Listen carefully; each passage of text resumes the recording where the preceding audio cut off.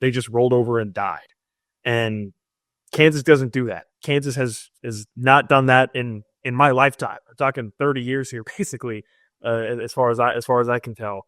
So that part was just shocking to watch. It was just shocking to watch, really, to just watch a team just completely give up, completely quit on themselves, on each other, on the name on the front of the jersey, all of it. It was very disconcerting to watch. Thanks for listening to KC Sports Network, proudly presented by Emprise Bank. If you're thinking about starting a business or know someone who is, check out Emprise Bank's SBA loans. It's always good to know your options, and they can be your partner in possible. Paid all who enter. Beware of this podcast. That's right. This is the Paid Podcast on Kansas City Sports Network. I'm Nick Springer. I'm here with Kevin Flaherty.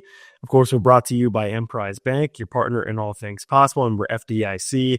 Emprise Bank continues to help out in the Kansas City area with small businesses. You can check them out via Small Business Loan or SBA. They can help you get hooked up, and they do great stuff in the area around Kansas City with local businesses. So big shout out to Emprise Bank for sponsoring us here on the show. As always, thanks so much to them as well. I wish this was a happier show. I think this may have the feeling of a funeral procession at times because it feels as if Kansas basketball is dead. Kansas goes on a long road trip to Utah. They take on Utah late Saturday nights. If you stayed up late for it, I'm sorry. That doesn't go well. And then you have the absolute debacle of Tuesday night against BYU. Kansas gets absolutely run off the floor. It was not a contest at all. The game was over within the first 2 minutes. They just got pantsed, really, in Provo. And so you go 0-2 in that Utah trip. Things are really not looking great for you. You're down to 17-9 overall in conference play. It's been an absolute train wreck, really, the last couple games. And this Kansas team is sort of left soul-searching, I guess. And we can sort of start there, Kevin. I think I had a lot of takeaways that I'm sure we'll get into, but my initial reaction was this team has absolutely no identity on either end of the floor, offensively or defensively. We talked about it in the preseason of like, oh, they should be able to be good at everything. Well, instead, they are good at nothing. They have no identity. They have nothing they can fall back on. They had one solid defensive stretch against BYU late in the first half where they had a couple stops in a row, but beyond that, nothing. Offensively, it was a mess the whole game. It turned into just chucking threes down the stretch when they were down 30. I don't know, man. It's a sad state of affairs right now. Yeah, the kids would say the vibes are not high, right? It's. I think when you look at it, coming off the Utah game, I really felt, Nick, like that was the low point of the season. And you wind up with a lower point 40 hours later, basically, in terms of, or I guess, 72 hours later, whatever it was, that not that long afterwards. And it was one of those things where watching the BYU game, like you said, you did wonder, we kind of made the joke on one of our live shows when somebody said, what does this team do consistently? And we said they're inconsistent. It was that's the one thing that they do consistently, but that wasn't inconsistency, Nick. That was just bad. And I realize that's a really basic way to say it. Against BYU, all of the problems that Kansas has had at various points this year. And we've talked about how the good stretches have been really good and the great stretches have even been great, but they've been sort of bookended by these periods where things haven't been super great. All of those things kind of came home to roost in one game. The inconsistent defense that we've seen, the defense was poor. It was objectively poor. It was horrible. It was really, really bad. And credit to BYU. I know people want things to be one way, right? Like it's all about your team and not about the other team. Every mistake that KU made, Nick, BYU punished. And you look early in that game, BYU, I think it was their first three that they got on the baseline, sort of off the break. The closeout wasn't like awful, but it also wasn't aggressive, and BYU hit a three. I tweeted about the AJ Storr closeout that was really poor that the announcers brought up, where, he didn't close out aggressively. His hand wasn't up in that situation. Obviously, Nick, when you're running out on like a 43% 3-point shooter, it's okay if he beats you off the dribble. You've got help behind you. The one thing is you can't let him take, an easy 3-pointer there. But if he misses the shot, you're not thinking about it, right? But BYU made the shot, and BYU punished every single KU mistake. They packed in the lane to where you had guys taking shots that you didn't want taking shots, and in a lot of cases you were taking shots that you didn't want to be taking offensively. And so it was just sort of a culmination of everything, and every bad thing that KU did, BYU spanked them for it. And I saw the stat, I think, KU, it was KU's first ever loss to an unranked team, like since the start of the AP poll back, I think in the late 40s or something like that.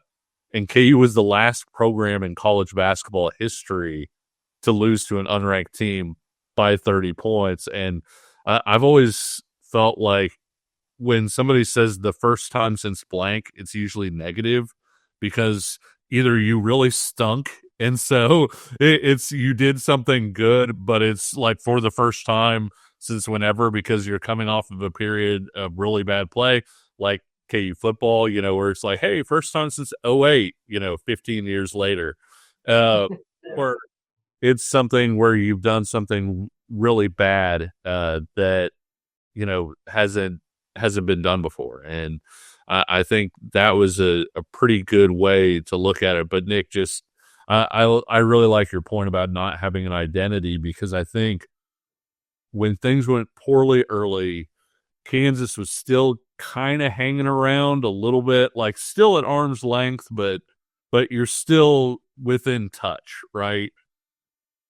But at that point, did you have any feeling like, hey, here's how KU is not just going to get back in this game, but here's how KU is going to win this game? I don't know how KU butters its bread right now.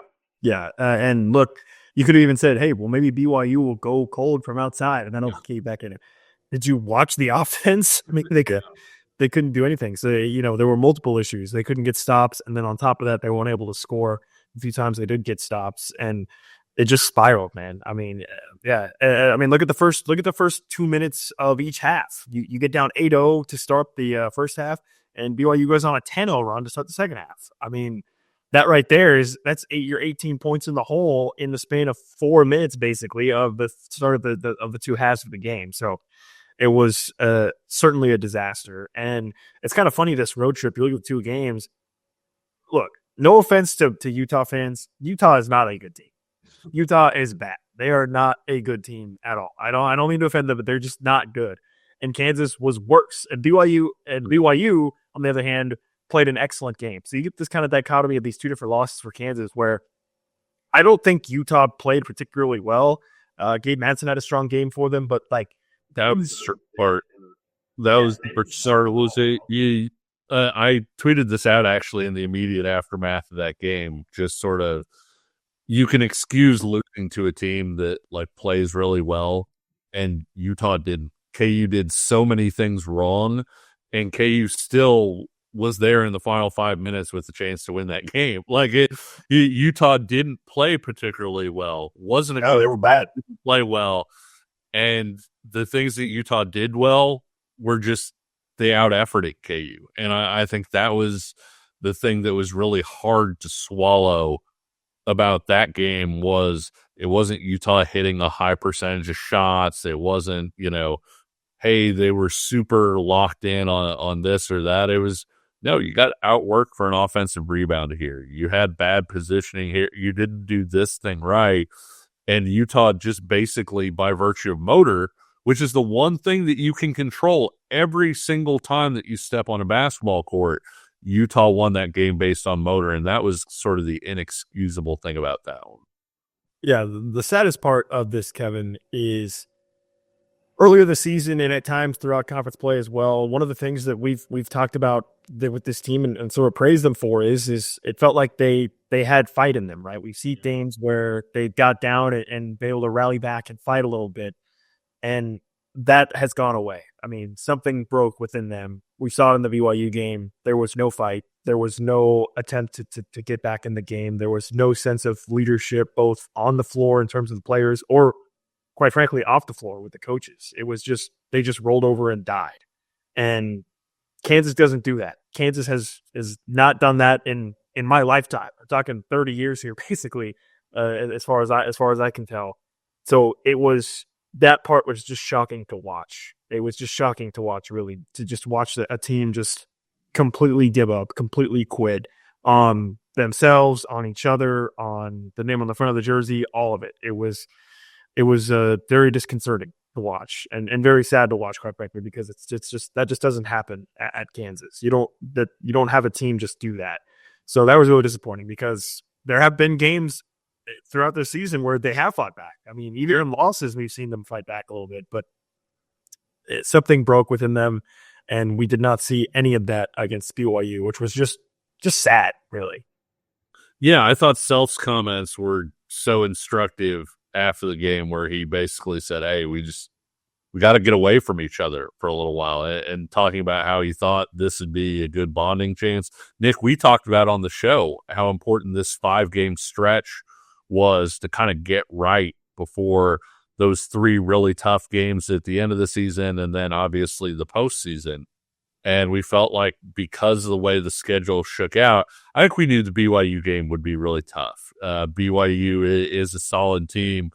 You're on the road in Provo, not an easy place to win. Certainly, you didn't expect KU to just get absolutely run off the court. You didn't expect KU to lose against Utah, much less the way that KU lost against Utah. And now you're in a situation where you're coming home for Oklahoma State, and Self said basically, we aren't even going to see each other. We're talking on Wednesday. We're not even going to see each other on Wednesday. We won't get back together until Thursday.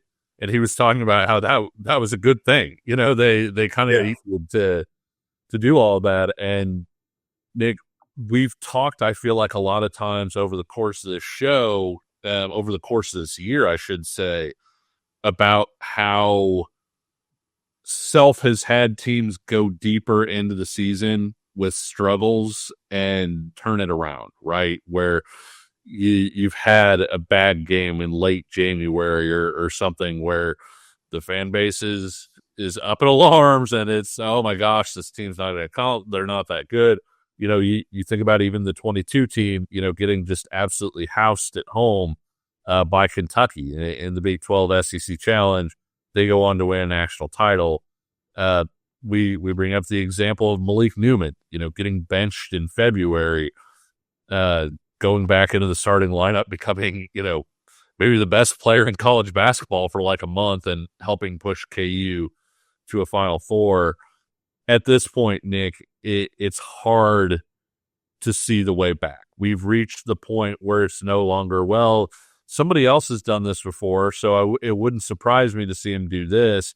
I'm at a loss for words almost, because you really do.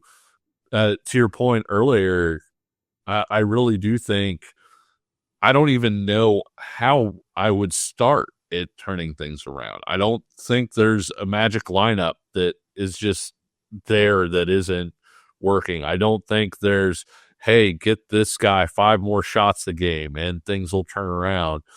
I just don't know what the strengths are of this team. And unfortunately, now you're in a spot where you're so deep into the year, there's not really much of a chance to develop those strengths where you could say, hey, if we lean into this, then whatever. And so I think it's a team that's struggling right now from an effort standpoint, struggling from a focus standpoint. But I'm actually going to quote the Twitter of a guy whose books I wound up grew up reading, Bill James, who's a KU basketball fan.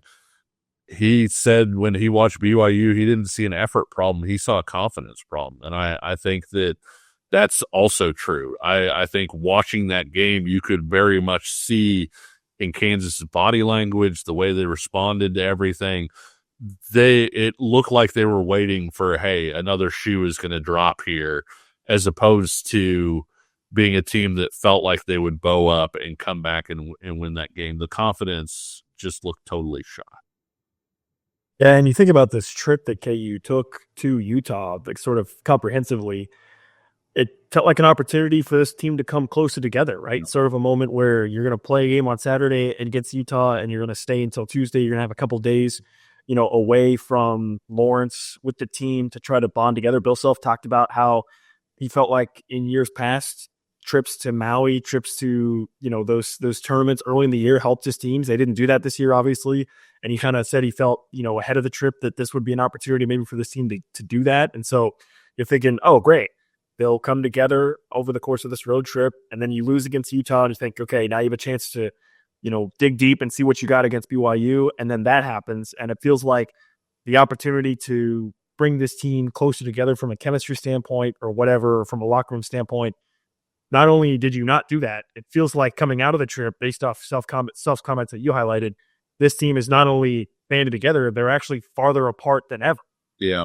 With 5 games left in the season. So that's the other part that really scares me, is this really disheartening is, like you said, I don't even know where you start to try to pull this thing back together if you're Bill Self for these last 5 games. I mean, you've got 2 games, I guess I want to say winnable or relatively manageable games against Oklahoma State and Colorado. But if you play like you did against BYU, that won't be the case. Yeah. So I don't know. But then you look at the last 3 games of the season, it's Texas Tech, Houston, and Arizona. 3 teams that are in the top 12 in KenPom right now.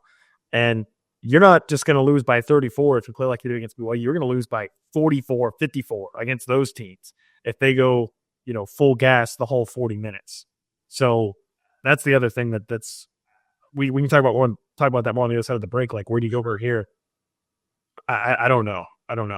By the way, this 34-point loss for Bill Self does tie his worst loss at Kansas. The other game, that USC tournament game in 2021, lost by 34 there as well. So tough sledding for Kansas. So we'll take a quick break. Of course, we got to tell you, about Home Field Apparel. You can shop Home Field Apparel at homefieldapparel.com. With the loss last night for KU, Kevin, I just didn't feel like rocking any Kansas gear. But the beauty of Home Field Apparel is they have 140 other schools. So I've got my Western Kentucky WKU Go Top shirt on with the red blob, whatever you want to call it. I don't know. I think it's funny. So I got that. You can find any other school. They've got great designs for any school that you can find on there, homefieldapparel.com. So be sure to check them out. And you can use the promo code PAYE24 for 15% off of your first order at homefieldapparel.com.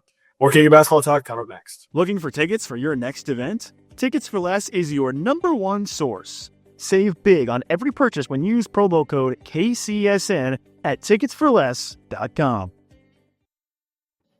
This is the Payne Podcast on Kansas City Sports Network. I'm Nick Springer. I'm here with Kevin Flaherty. We're brought to you by Emprise Bank, part on All Things Possible, member FDIC. Be sure to check them out if you're a small business in the Kansas City area. They do great work helping out local businesses with SBA loans, small business loans. So be sure to check them out and support them as they support us here on the show.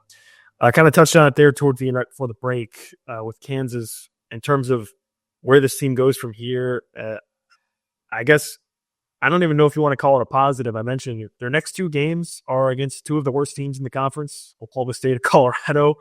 So you maybe have a chance to figure some things out, but it feels like this team is almost too far gone at this point to have sort of a quote-unquote get-right game, I guess, if you want to call it that. So I don't know. I mean, like I said, the lack of leadership is apparent both on the floor with the players and off the court with the coaching staff as well. This locker room feels like it's in complete disarray. So I don't know. If you're Bill Self, Kevin, what are you trying to do? What are you trying to say? How are you trying to get this thing even remote? Like right now, we are off the rails in the ditch on fire. How do you even get us like just not on fire and maybe somewhat close to the rails? Yeah, it's tough to say because I think I do agree with Bill Self that the time off might be good for everybody to just kind of, take a step away from everything. And it's funny. I was talking with a friend, and we were saying this is the point in the Mighty Ducks movie where like Gordon Bombay would bring like a beach ball out to practice, and they wouldn't actually like practice hockey, right? This would be like a hey, have fun again type of thing. And that's another thing, Nick, is like this team doesn't look like they're having fun. Even when they have moments where things are going right, like it seems so serious for them. They don't feel like they're enjoying playing basketball right now, and I think that's probably part of it. One of the more staggering things to me, though, too, that I kind of wanted to bring up. You know how like NFL quarterbacks won't ever criticize each other, social media or otherwise, right? Like it's a tight fraternity, and like they know, like, hey, like, yeah, this guy might not be the best quarterback in the NFL, but he's an NFL quarterback, and he's doing his best and whatever, and so the criticism isn't there. You don't see the criticism of KU basketball from former KU basketball players the way that you've seen over the past few weeks, whether it's Christian Brown putting out a lineup that doesn't include Hunter Dickinson, where he says, hey, play these 5 guys, and it's, Zeke, DeJuan, obviously, Rylan Griffin, KJ Adams, and Flory. Whether it's Mario Little tweeting out last night, like, hey, I'm shocked. I can't believe this, which is pretty innocuous. Or it's Cole Aldrich, who tweets for about the first time in a year, and he tweets out, put in the managers, maybe they care. And like people are going to say, oh, it's Twitter, it's whatever, but you don't usually see the criticism from other people in the Kansas basketball program who have come through, who understand what it's like, the whole no pressure, no diamonds, right? Like they get that. They've been through a situation where they've lost maybe a couple games in a row, and it feels like the world is falling and everybody is angry with them and everything. And so there's a level of grace, I feel like, among former players. And for this team to have lost that, where former players are looking at it, almost with an anger and saying, hey, this isn't right. Like these guys don't care about Kansas basketball. That part is also stunning to me because I'm not sure that we've seen something like this before. Bill Self teams have struggled before, but I'm not sure we've seen sort of former players coming out and taking shots or lobbing certain things where it's like, hey, the effort's not good enough. Hey, they don't care, and that to me, fans are fans, and media members. I'm not saying every media member is like this, but it pays for media members to have hot takes, right? Like more attention if you have hot takes. For other people who have been in that situation, who are in the same fraternity, who 20 years from now, you're going to see them potentially at KU basketball games with you there. For them to take those shots, I think really indicates how badly things have gone. That's sort of, that last, circle of hell, if you will, on the way down. Yeah, but the Cole Aldrich one really stood out to me about that comment about getting guys that care. And I've seen some people talking about, oh, KU doesn't have the talent. They can't pay, because everyone can pay players, right? I mean, the reality is this Kansas team has had one of the top recruiting classes in the country once again. This isn't about a lack of talent, right? Yeah. Hunter Dickinson was the number one player in the transfer portal when he transferred from Michigan. Zeke Mayo was a top 10 guy. Rylan Griffin was one of the best elite 3 and D players in the portal. AJ Storr was one of the best players in the Big Ten as a scorer. This is not a talent issue. This is becoming, and it has been, I think, the majority of the season, a fit issue, a system issue, a disconnect between a coach and players. And this is where I've talked about this before, but and Bill Self has even said this publicly in the past, that when it comes down to building a team, Self, I think, took this approach of, I'm just going to find the best players and throw them together and I'll make it work, right? Like, just give me the best players and I'll make it work. In this era of the transfer portal, of NIL, of trying to bring in experienced players, it doesn't work, right? Nate Oates had a great quote about this a couple of days ago, actually, over the weekend, about looking for players that fit the system first. And that's not the approach that KU has taken. And I think you look at some other teams, wink, wink, K-State, I think, is in this boat as well, that have taken the opposite approach of just saying, we're just going to try to find the best players that were on other teams and pay them to come play for our team and push them all together and see what happens. And this is the result. And, I continue to believe that Self's system is not broken. I continue to believe that Self is not a bad coach. I don't think he's necessarily, quote unquote, lost it, so to speak. But this era is just, it doesn't play to his strengths. We talked about it. Sure. Self has proven over the last 20 plus years that he is an elite developer of talent. He won a national championship in 2022 with a bunch of 3-star guys, Christian Brown, Ochai Agbaji, and DeJuan Harris at the time. Like, that's his strength, is developing players. And it's become crystal clear. I hope it has, at least. It should be now, to him and everybody within that staff, that the approach that they have taken, it just doesn't work. And Self, I don't think is going to change his system. So you got to start finding guys that play to your system, because that seems to be the path forward, right? Guys that care, guys that have that dog attitude, mentality, whatever it may be, XYZ. Because you go out and get guys that were top players at other schools for various reasons, right? Like Rylan Griffin at the 3-point shooter, a guy that was great for Alabama in the tournament.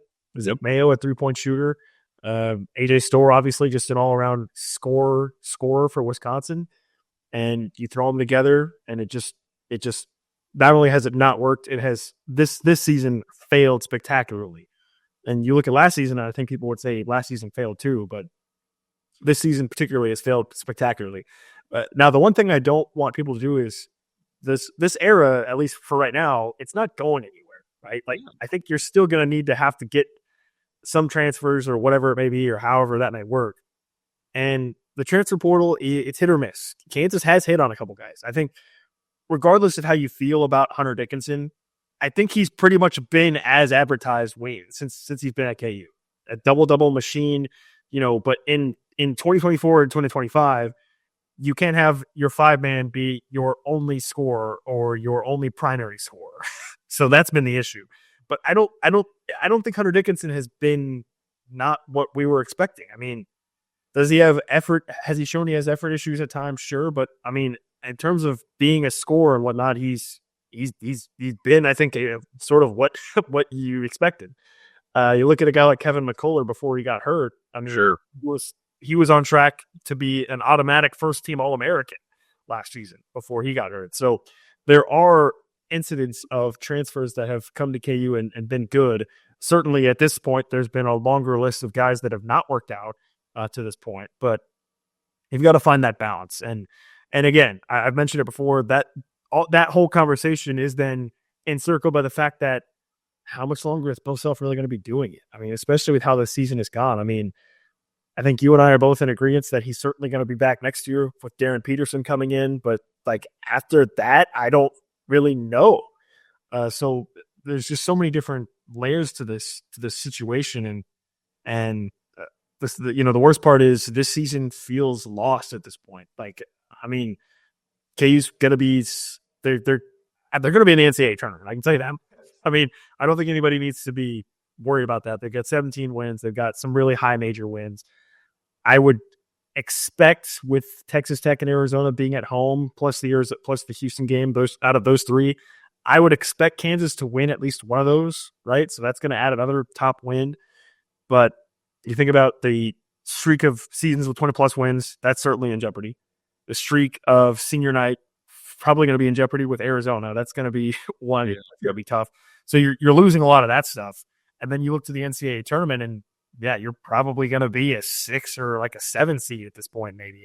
I don't know, depending on how things play out the rest of the year. So it's hard to say. The one thing I was curious about, Kevin, is, and I wanted to ask you this. Sure.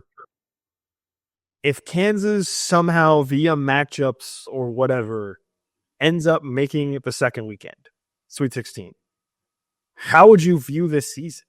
If they're a 6 or a 7 seed, but through matchups or somewhere or another, they end up making like the second weekend of the NCAA tournament, how do you view this season? I mean, it'd still be disappointing, obviously, right? Like, you went in with national title hopes, and it would be funny is the wrong word. It's funny because I feel like Bill Self still catches skeet for 2022, 2023, even though he wasn't coaching in the NCAA tournament, right? People have said, "Oh, KU's only, they got knocked out in the round of 32." It's like, well, Bill Self worked there. That season was complete BS because that Arkansas team was way more talented than an 8 or a 9 seed.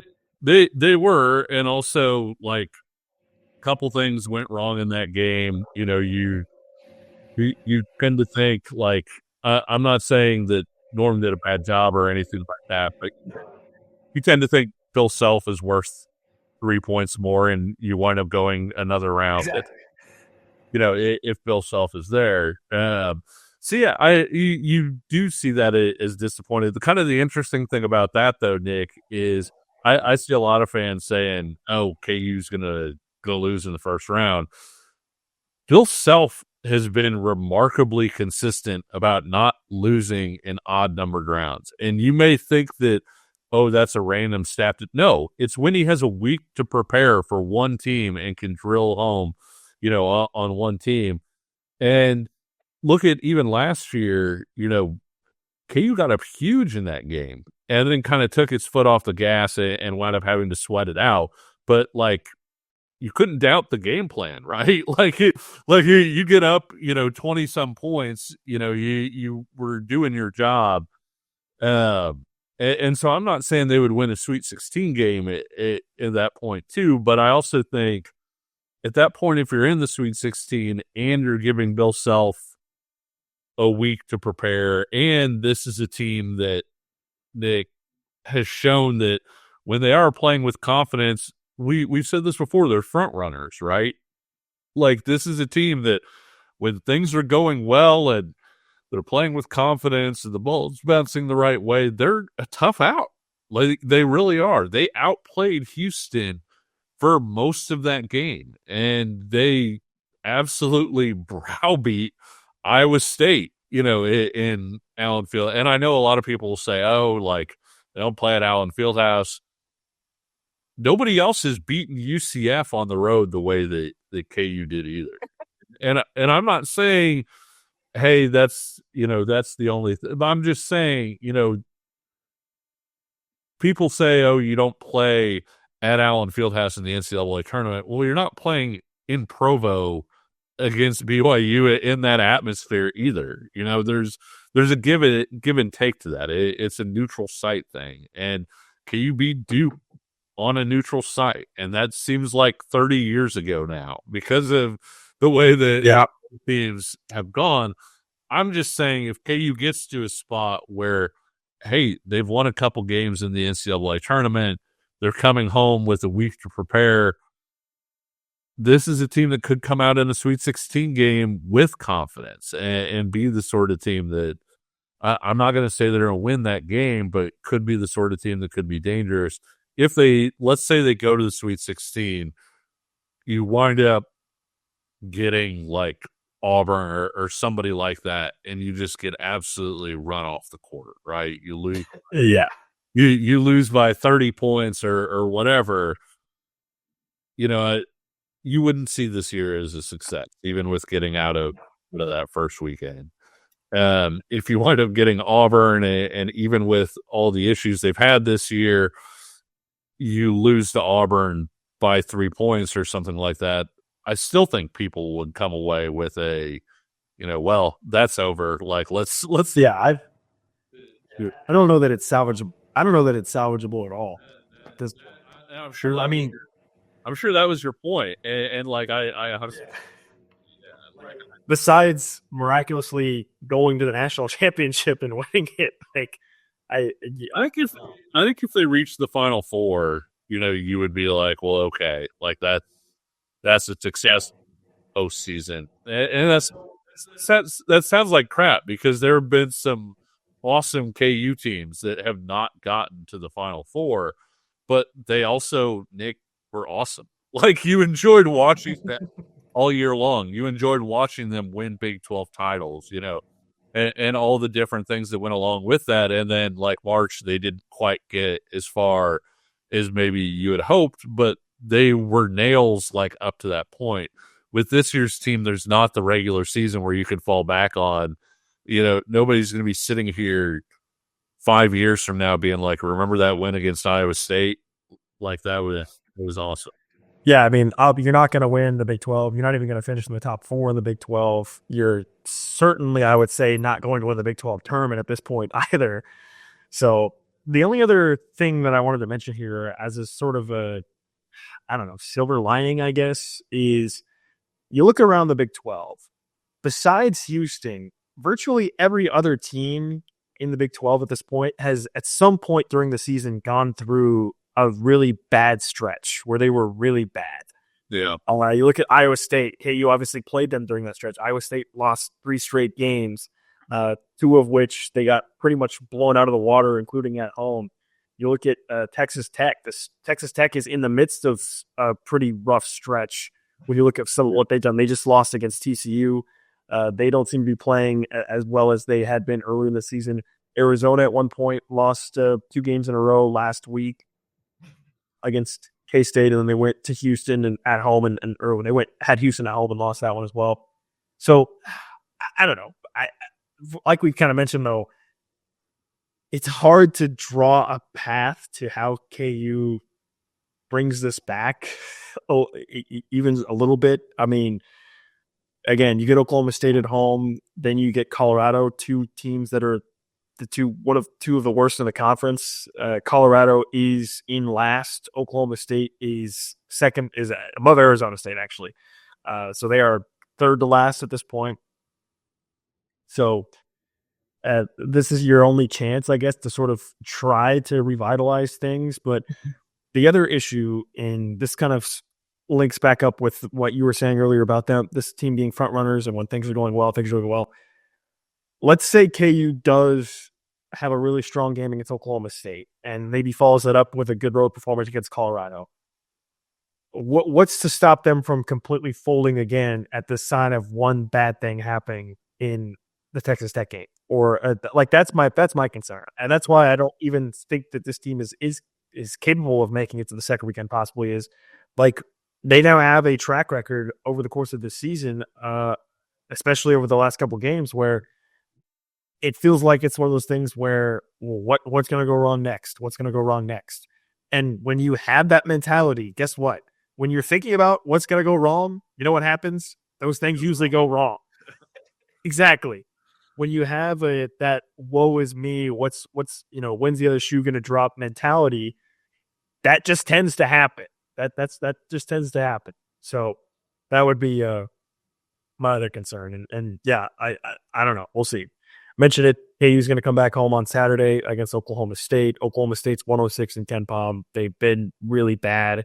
Their wins have come against Arizona. Their wins in conference play have come against Arizona State, Utah, Colorado, and Kansas State. They just lost by almost 40 to Texas Tech last Saturday. They are going to be playing tonight, Wednesday, the 19th. So if you wanted to I guess, get a little bit of an early scouting report on them, you could. They're playing UCF in Stillwater, so if you want to watch that, you can. But I don't know. We'll see where things go from here. But certainly, it feels as though the season is dead. We'll see if Kansas can pull off a miracle and get it going. Kevin, you got any final thoughts here before we wrap this thing up? I just feel like all year we've talked about floor versus ceiling, right? And as much as everybody wanted, to talk about KU ceiling, we had said, hey, the thing that's going to determine how far this team goes in March is the floor, right? Because you don't play your best for 6 games in the NCAA tournament. Like, you have to find a way to win when you're not playing well. And I think that's, you hate to say that's the scary thing about this team when you're in a spot right now where everything is in a scary part. But we've seen this team be really, really good at times. The ceiling is not necessarily in question. It's what you were talking about in terms of it's a team that consistency is such a major issue that they can be really good for a 10-minute period and then really, really bad. And I think right now,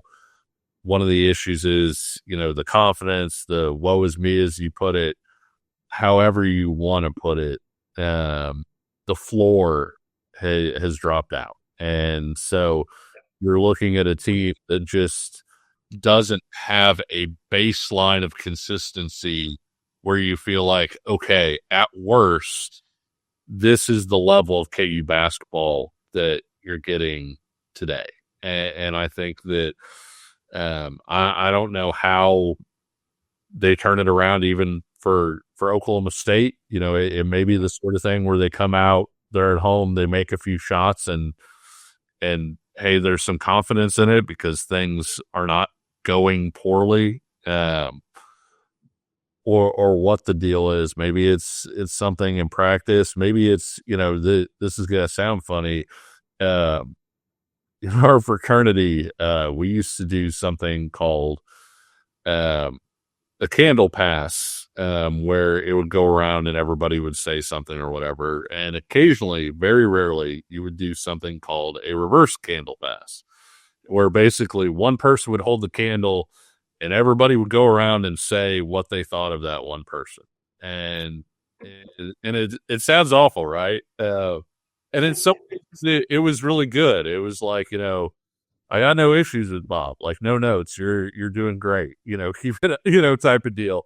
But in some cases, that was where conflicts kind of got sorted, right? Where it's like, hey, man, like you've been kind of a jerk lately or whatever. And so I'm not saying this team needs a reverse candle pass, but I do think that it's something where you probably need to have some uncomfortable discussions in a way that's not going to feel like somebody's getting browbeat, right? Like, I think the team is browbeaten already. Like, you're not necessarily in a spot where it's like, hey, you scream at AJ Store for whatever, that, hey, that's going to fix AJ Store. I think rather than having a situation where you're talking to somebody, you need to have a conversation where you're talking with somebody and trying to figure out the best way forward. And I think that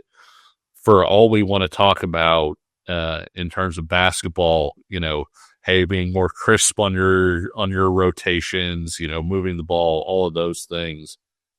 I think whether this team figures it out even to a respectful end of this season, Nick, probably relies more on the personal and the off the court than it does on the court. Well, like Bill Self said, we're talked out. We are talked out on the show today. Thanks so much for tuning in. If you're watching on YouTube at Kansas Jayhawks KCSN, be sure to subscribe. You can drop a comment to share your thoughts. I'm sure, just like us, you have lots of thoughts. We'd love to hear from you guys that listen to the show. If you're listening on audio, you can leave a 5-star rating and review and give your thoughts there as well on Spotify or Apple. One other quick note, forgot to mention earlier in the show, next week, be on the lookout for some combine content. Kansas has 4 football players headed to the NFL combine. We're going to have a chance to hopefully talk with a couple of them next week in Indianapolis. So be on the lookout for that, as well as spring football is around the corner. So have no fear. Football season is coming up. Normally it's the opposite. Normally it's have no fear. Basketball season's around the corner. Football season's coming up. Spring football is coming up. There's going to be tons of content coming your way via that. We're going to have a chance to hear from a lot of different of the assistant coaches as well throughout spring football and so on and so forth. So you definitely want to stay locked in for all of that. But until then, he's Kevin Flaherty. I'm Nick Springer. We'll talk to you again soon. See ya.